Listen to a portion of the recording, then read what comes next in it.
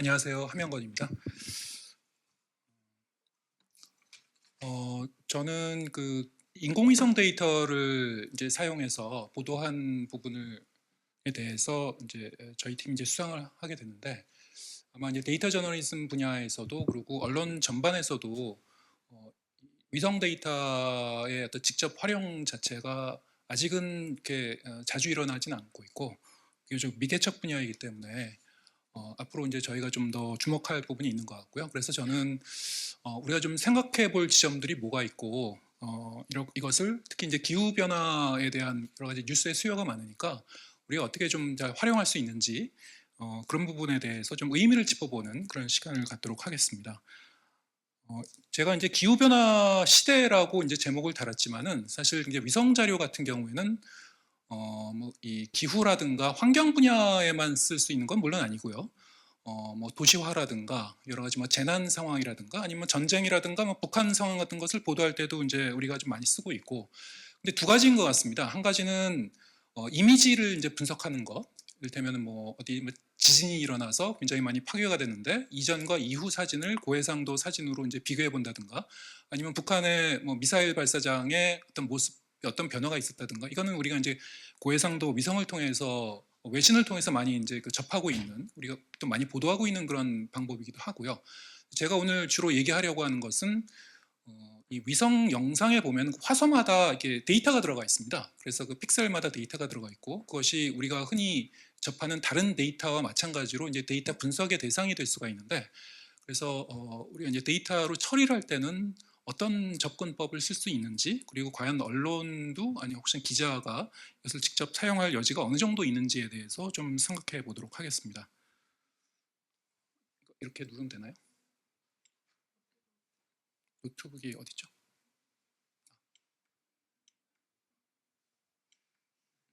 예, 지금 제목은 지금 이렇게 돼 있고요. 보통 이제 위성 그 자료를 이용한다고 했을 때 영어로 이제 리모트 센싱이라고 하고요. 우리나라 말로 번역을 하면 이제 원격 탐사라고 하는데, 원격 탐사라고 하면은 굉장히 좀 왠지 거창하게 들려서 저는 그냥 리모트 센싱이라고 그냥 붙여봤고요. 쉽게 얘기해서 그 항공기나 드론 같은 거를 이용해서 이제 이 센서를 이용해서 탐지를 할 수도 있고요. 좀 많이 쓰는 자료는 아무래도 인공위성 자료인 것 같습니다. 거기서 그 센서를 사용해서 어떤 그 대상 물체, 지표면에 대해서 어떤 마이크로파나 레이더 이 전자기파를 이제 송출하기도 하고요. 그래서 이제 반사해서 돌아오는 그런 신호를 수신하기도 하고, 아니면 뭐 자연스럽게 태양광 같은 것이 반사돼 갖고 오는 그런 신호를 감지해서 이제 데이터로 저장한 그런 자료가 되겠습니다.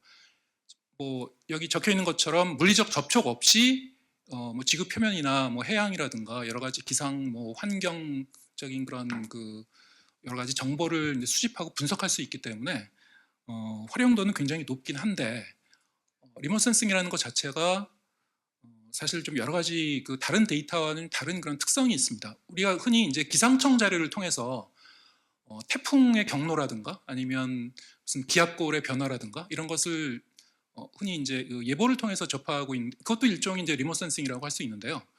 하지만 좀 더 넓은 견지에서 범용으로 이 위성 자료를 우리가 쓸 수가 있는지, 혹은 이제 데이터 저널리즘 그 차원에서 이것을 활용할 수가 있는지, 이런 것을 좀 얘기해 보려고 하는 것입니다. 일단은 그 우리가 보통 관측 위성이라고 하면은 뭐 여러 가지가 있겠는데요. 대표적으로 이제 머리에 떠오르는 것은 미국 나사 같은 경우에는 랜셋 위성이라는 게 있고요. 유럽 우주국의 센티널 그 위성이라는 게 있습니다. 지금 화면에 있는 것은 이제 센티널 2호라는 유럽 우주국의 굉장히 그 유명한 그런 위성이고요. 요거는 이제 그 센티널 2A형 위성이 있고 B형 위성이 있어서 두 개의 위성이 서로 이제 상호 보완하면서 운영되는 그런 위성인데, 굉장히 그 다양하고 방대한 자료를 이제 송출해 오고 있습니다. 그래서 그 최근 들어서 이제 관측 위성의 성능도 계속 그냥 업데이트가 되고 있고 업그레이드 되고 있고, 그 성능도 정말 놀라울 정도로 좀 좋아지고 있는 것 같습니다. 혹시 그 위성이 그 지구 한 바퀴를 도는데 얼마나 걸리는지 아세요? 시간이? 이 위치에서 한 바퀴를, 지구 한 바퀴를 쭉 돌아가지고 다시 돌아오려면 1시간 40분 정도, 한 100분 정도면 돌아옵니다. 엄청나게 빠르죠. 초속으로 따지면은 한 7.5km. 총알보다 훨씬 빠르고, 음속보다 훨씬 빠릅니다. 근데 이제 놀라운 거는 이게 무동력이라는 거죠. 그래서 이제 이 물리적 법칙에 의해서 뭐 중력과 뭐 관성 뭐 이런 작용에 의해서 계속 지구를 쉴 새 없이 돌면서 센티널 2호 같은 경우에는 한 6일에 한 번 정도 재방문 주기라고 하는데 한반도의 같은 지점을 6일에 한 번씩 이제 돌아와서 계속 관측을 해서 데이터를 보내오고 있고요. 지구의 다른 그런 지점도 역시 마찬가지입니다. 랜셋 같은 경우에는 한 16일에 한 번 정도. 이따가 제가 이제 얘기를 할 수 있을지 모르겠는데 뭐 그 기상 관측 자료 중에서 강수량 자료 중에서 GPM 프로그램이라는 게 있는데요. 그런 경우에는 3시간에 한 번씩 재방문 주기가 3시간입니다. 어떻게 가능하냐? 굉장히 많은 그 위성을 무더기로 이제 투입을 하는 겁니다. 그래서 여러 개의 위성이 계속 돌아가면서 관측을 하기 때문에 3시간에 한 번씩 같은 지점을 관측을 해서 강우 강도라든가 이런 것을 계속 송출을 하는 거죠. 그래서 엄청난 양의 빅데이터가 지금 쌓이고 있는 겁니다. 뭐 고도는 한 700km 정도 고도일 겁니다. 굉장히 높은 지점에서 지구의 굉장히 넓은 지점을 그리고 그렇게 빨리 총알보다도 빨리 날면서 이 관측을 하고 있는 거기 때문에 그것 자체가 굉장히 큰 장점이기도 한데 바로 이런 부분에서 단점도 있습니다. 그래서 이 위성 데이터가 갖는 여러 가지 특성과 한계도 있거든요. 그것도 이제 조금 이따 좀 설명해 드리도록 하겠습니다. 예, 그래서 저는 이제 비유적으로 얘기를 하면은 이거는 우주에 띄운 전자눈이다 이렇게 이제 얘기를 하고 싶은데 의미를 이제 한번 간단하게 짚고 넘어가겠습니다. 직관적으로 제가 이제 생각해 본 건데요. 일단 뭐 여러분들이 잘 아시는 이제 이 마샬 맥루한의 그 개념을 사용하면 미디어라는 것이 인간의 어떤 그 감각이라든가 기관을 확장하고 좀 더 넓히는 그런 구실을 한다라고 이제 맥루한이 얘기했습니다만 미디어가 위성 자료를 사용해서 기후 위기 보도를 좀 더 효과적으로 한다면은 그야말로 이 맥루한의 그런 개념 바로 그런 사례가 아닌가 그런 생각을 해봤습니다. 공간적으로 확장이 되고요. 우리의 어떤 그 인식의 능력이 가령 예를 들어서 지금 전지구적으로 기후 분포의 양상은 어떤지 사실은 이전에는 우리가 그런 것을 파악하려면은 어떤 연구소나 아니면 UN 같은 그런 그 공신력 있는 그 기관에서 발행한 그런 보고서라든가 이런 걸 통해서만 우리가 접할 수 있었는데 지금은 일반 기자의 PC에서 이런 대용량 자료를 가져와서요. API로 이제 갖고 오는 거죠. 갖고 와서 PC에서 돌리면은 전 지구적 차원의 분포를 제가 시각화를 할 수가 있습니다. 그리고 이를테면 제가 위성 자료를 처음 접해갖고 시작할 때는 한 10여 년 전에는 지금보다 훨씬 더 굉장히 번거로웠는데 최근에 한 몇 년 동안 굉장히 분석 도구가 편리해졌습니다. 그래서 여러 가지로 이제 이 진입 장벽이 낮아졌다라고 또 볼 수 있겠고요. 그리고 시간적 확정이라는 것은 역시 이제 장기 시계열로 우리가 기후 변화를 좀 볼 필요가 있으니까 내가 뭐 10년, 20년, 30년치의 어떤 자료를 갖고 와서 분석을 해보고 싶다라고 할 때도 충분히 가능합니다. 이전에는 역시 이게 굉장히 번거로웠습니다. 굉장히 어려운 작업이기도 했는데 일반인이 하기에는 지금은 제가 보기에는 저널리스트들이 조금만 훈련 받으면은 이런 20년, 30년간의 시계열 분석이 가능합니다. 뭐 예로 든 거는 지금 뭐 토양 함수율에 토양에 얼마나 이 수분을 머금고 있는지를 일테면 북한에 가뭄이 들었는데 북한의 지금 가뭄 상황이 어떤지를 어떤 뭐 평양 근처의 어떤 농경지를 내가 딱 찍어가지고 시계열 분석 가능한 거죠. 그것이 막 굉장히 막 고도의 어떤 그런 수학적인 지식을 필요로 하는 것이 아닙니다. 그래서 분석도가 굉장히 좋아졌기 때문에. 그리고 3번은 역시 이제 굉장히 전형적인 건데요. 지상 관측 자료를 얻기 어려운 경우, 이를테면 오지 같은 경우에 아니면 뭐 히말라야 고지, 뭐 극지방, 사막, 아니면 방금 얘기한 북한 같은 경우에 우리가 직접 접근하기 어려운 경우, 그리고 아마존의 뭐 이 숲이라든가 뭐 이런 훼손 상태를 우리가 알고 싶은데 그 특정 지점 그리고 어떤 특정 범위의 관측 자료를 우리가 얻기 어렵다고 했을 경우에는 위성 자료를 우리가 충분히 하는 대안적인 자료로 활용할 만하다고 생각합니다. 그래서 여러 가지 이제 이 편리하고 유용한 그런 측면이 있다라고 볼 수 있을 것 같고요. 이거는 이제 브라질 홍수 저번에 보도하면서 4월 29일 날 브라질 대홍수가 났었는데 제가 5월에 그럼 최근 한 3개월 동안에 전 세계에서 비가 많이 온 곳이 어디야? 라고 해서 이제 제가 이제 분포도를 그려본 것입니다. 이것도 사실은 굉장히 대단한 어떤 그런 이 컴퓨팅 파워를 가지고 연산 작업을 해야 되는 것이 아니고 물론 제 PC에서 이제 이 데이터 처리를 합니다만 간단한 코딩을 통해서 이렇게 구현이 가능합니다. 여기서 이 빨간색 칠해진 곳이 폭우가 내린 곳이었는데 검색을 해보면 알겠습니다만 당시에 미국 텍사스라든가 중국 남부라든가 아니면 브라질 그 남부라든가 아니면 아프리카 지역들 여기서 다 물난리가 났던 지역들입니다. 그래서 일반 우리 미디어를 통해서 주요 언론을 통해서 보도되고 있는 환경 재난은 전 지구상에서 일어나고 있는 그런 재난의 극히 일부분인 것 같습니다. 그래서 데이터를 보면은 대단히 많은 곳에서 이제 홍수가 나고 있고 산불이 나고 있고 여러 가지 현상이 일어나고 있는데 그것을 좀 이전보다는 훨씬 좀 쉽게 파악할 수가 있다. 그런 점이 있는 것이고요. 이거는 이제 5월에 파푸아뉴기니에서 산사태가 났는데 산사태가 났는데 당시에 이제 그 정부에서 발표하기로는 2,000명 정도가 매몰이 됐다라고 얘기를 했었습니다. 근데 유엔에서는 뭐 600여 명이다. 그래서 그 인명 피해 규모에 대해서는 좀 논란이 있었습니다만 어쨌든 굉장히 좀 엄청난 규모의 그런 이 재난이 났었던 것은 분명한 것 같고, 근데 왜 이런 산사태가 갑작스럽게 일어났을까? 여기에 대해서 좀 궁금했습니다. 근데 그 브라질 홍수도 마찬가지고 파푸아뉴기니도 마찬가지고 우리가 기후 재난에 대해서 보도를 할 때는 하나의 패턴이 있는데 뭐 이를테면 TV 같은 경우에서는 뭐 그 외신을 통해 들어오는 그 영상을 이용해서 현장의 어떤 참상이라든가 뭐 그런 어떤 그 현상적인 것을 이제 보도하고 제목도 굉장히 좀 패턴이 있죠. 뭐 지구가 좀 이상해지고 있다거나 뭐 큰일 났다 이런 식으로 이제 많이 보도를 합니다만 그 자체가 이제 사람들의 이목을 끌고 경각심을 주는 그런 효과는 있지만은 그것이 굉장히 좀 동호반복적인 측면이 있지 않은가. 그래서 저는 좀 반발짝은 좀 더 들어간 보도를 할 수 있지 않을까 해서 이제 자료를 좀 봤던 거고요.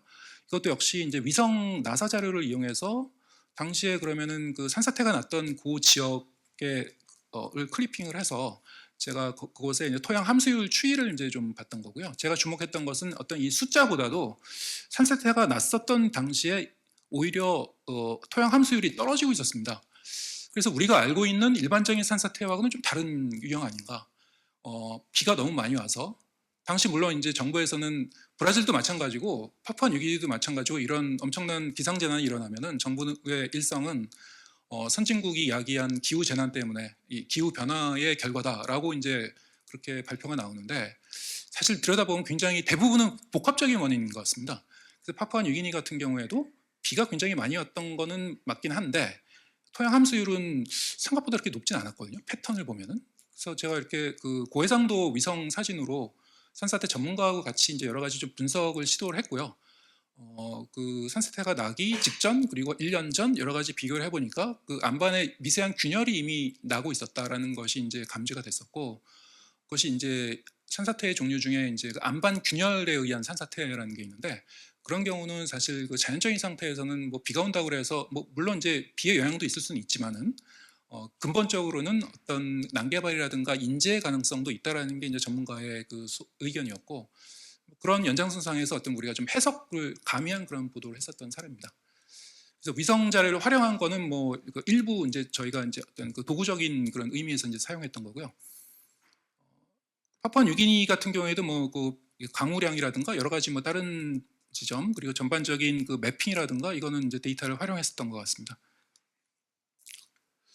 이거는 이제 역시 4월 29일 브라질 그 홍수 같은 경우에 홍수가 나면은 어디서 어디까지 홍수가 얼마만큼 크게 났는지 보통 우리는 국지적인 영상을 통해서 물에 잠긴 모습 이미지는 많이 접하게 되는데 그 큰 스케일은 사실은 뭐 말로만 듣긴 하지만 정확하게 좀 감지하기가 어렵죠.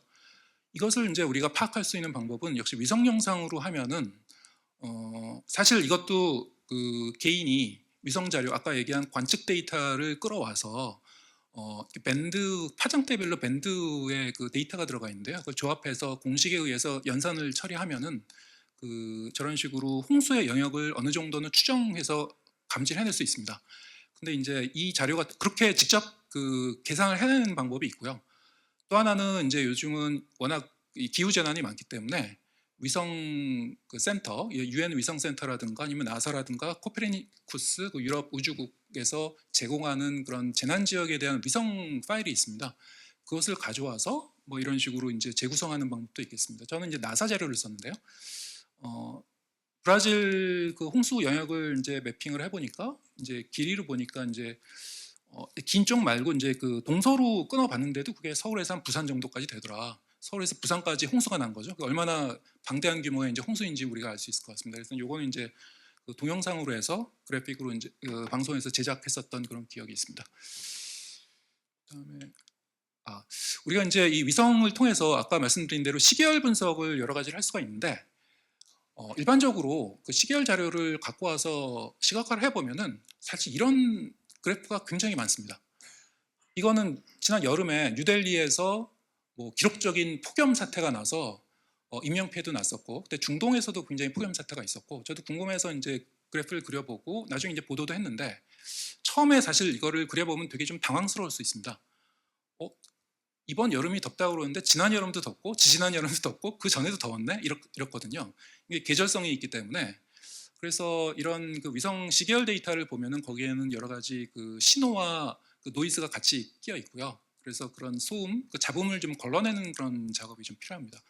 여러 가지 방법이 있겠는데 시계열 데이터를 쓸 때는 뭐 이렇게 스무딩을 하는 그런 일반적인 방법도 있고, 그리고 좀 많이 쓰는 방법은 그 다음 방법인데요. 제가 어떻게 했냐면 그 이전에 뭐 한 10년치, 20년치의 데이터를 가져와서 그거의 평균값을 구하고요. 그러면 그 같은 계절의 그 평균값, 뭐 10년치 평균값 대비 어느 정도 편차가 났는지 그걸 이제 어나멀리라고 이제 얘기를 하는데, 그 온도 편차 값을 갖고 구해 보면은 이제 그 노이즈가 좀 이렇게 쓱 제거가 되고 패턴이 이제 드러나게 되죠.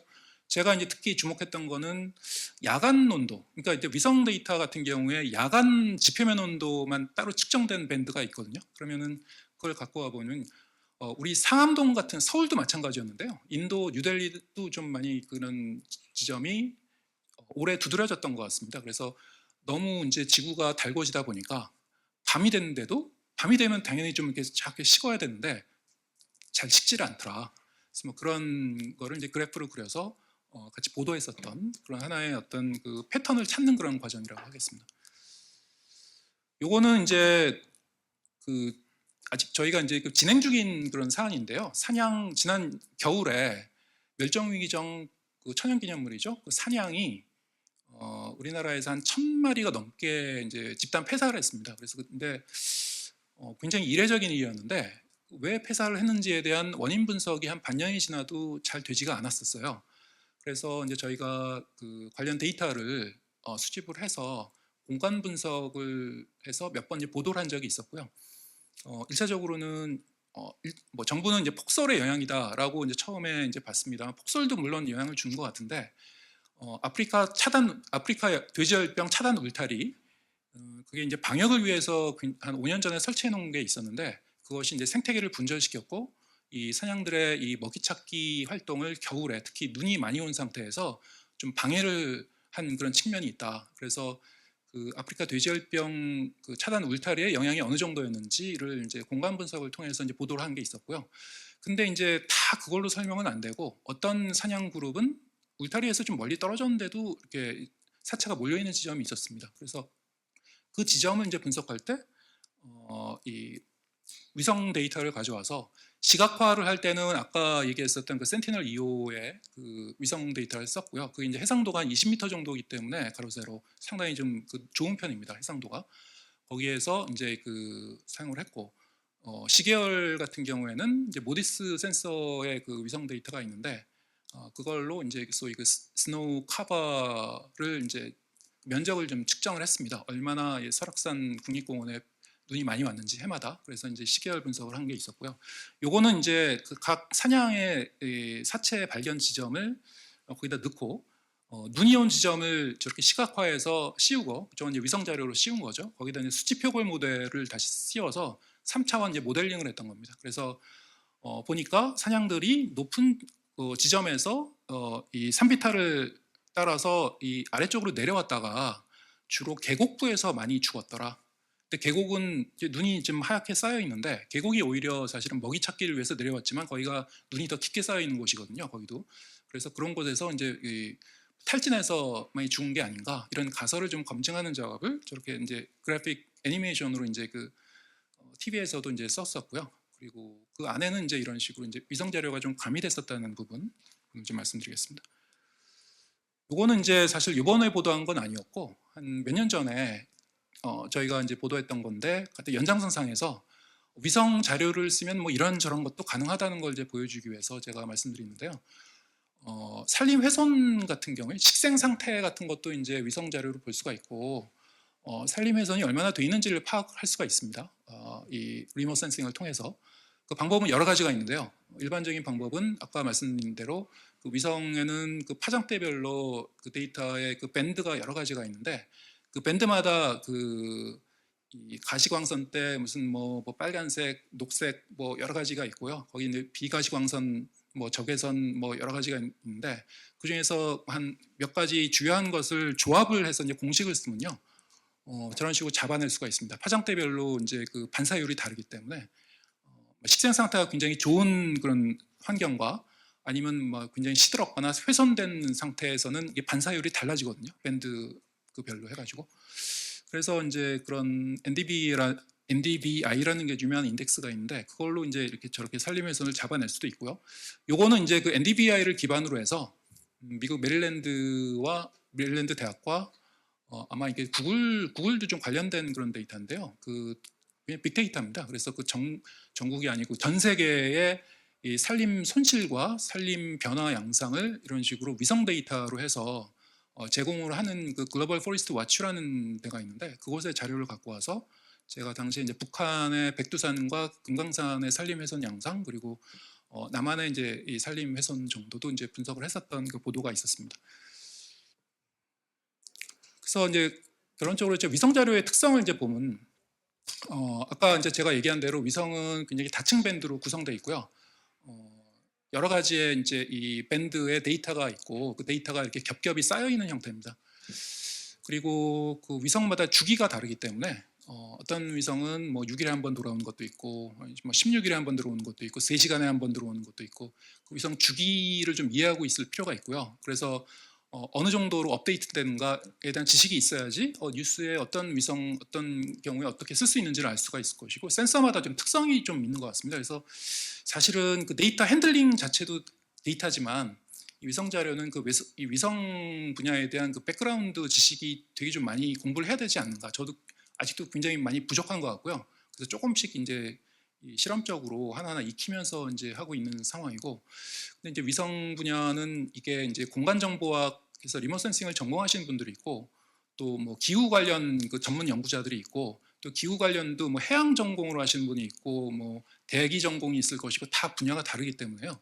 사실은 이게 어떤 학자간 연구가 좀 필요한 그런 분야이기도 해서 자문을 좀 이제 다양하게 좀 받을 필요가 있지 않은가 그런 생각을 좀 받았고, 특히 이제 위성 자료 같은 경우에도 전처리가 필요합니다. 전처리는 이제 대표적으로 뭐 우리가 앞서 뭐 공공 데이터를 정보공개 청구나 뭐 이를 통해서 갖고 와서 뭐 취재를 통해서 이렇게 막 메꿔 나가고 이런 과정은 하고는 조금 다르긴 한데 위성 같은 경우에는 이제 구름과 그림자 때문에 가려서 결특치가 생기게 됩니다. 그 부분에 대해서는 이제 필터링을 해서 좀 걸러줄 필요가 있고요. 이것도 이제 이를테면 우리가 코딩을 통해서 분석을 할 때 코딩에 이제 그 부분을 이제 넣어가지고 아니 혹은 프로그램 쓰실 때는 프로그램의 그 기능을 이제 쓰시면 되고요.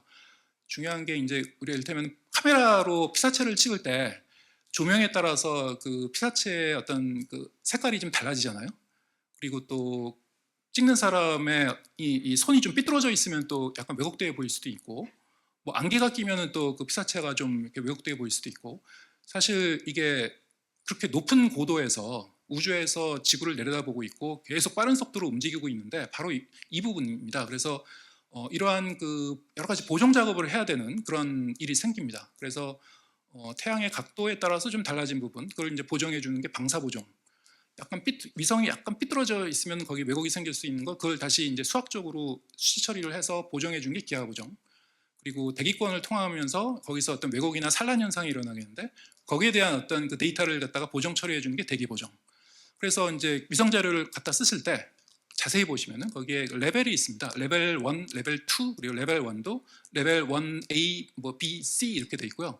레벨 2A 뭐 이런 식으로 돼 있는데 레벨 2A 정도가 이제 방사 보정, 기하 보정, 대기 보정을 다 거친 자료입니다. 그래서 그게 제가 쓰는 그 요즘 이제 여러 가지 접근법이 있는데 요즘은 제가 이제 구글 어스 엔진이라는 걸 쓰는데 그 전에는 이제 NB라든가 뭐 그 어떤 전문 처리 도구나 아니면 QGIS를 통해서도 가능합니다. 플러그인을 통하면.